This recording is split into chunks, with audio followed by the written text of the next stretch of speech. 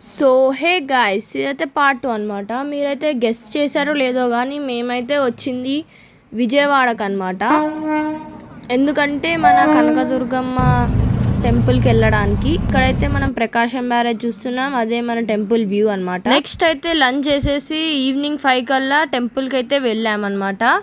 దాని తర్వాత మా మమ్మీ మెట్ల పూజ కోసం కొంచెం ముగ్గేసి అంతా పూజ చేసేసి ఒక కొబ్బరికాయ కొట్టి మొదలు పెట్టామన్నమాట. దాని తర్వాత మేము ఇంకా మెట్ల పూజ చేయడం స్టార్ట్ చేసాము.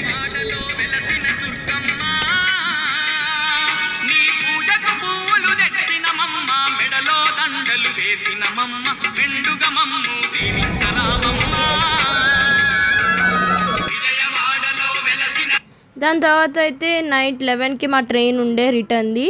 ఆ ట్రైన్ కోసం ప్లాట్ఫామ్ మీద అయితే వెయిట్ చేస్తున్నాము. ట్రైన్ రాగానే ఎక్కేసి మంచి స్లీప్ వేసామన్నమాట.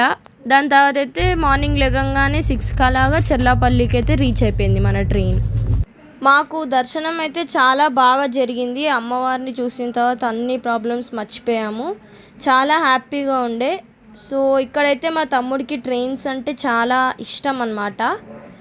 అందుకే ఒకసారి లాస్ట్ వెళ్ళే ముందు ఒకసారి అన్నీ చూస్తున్నాడు, హ్యాపీగా ఫీల్ అవుతున్నాడు అనమాట. సో అంతే గాయ్స్, బాయ్.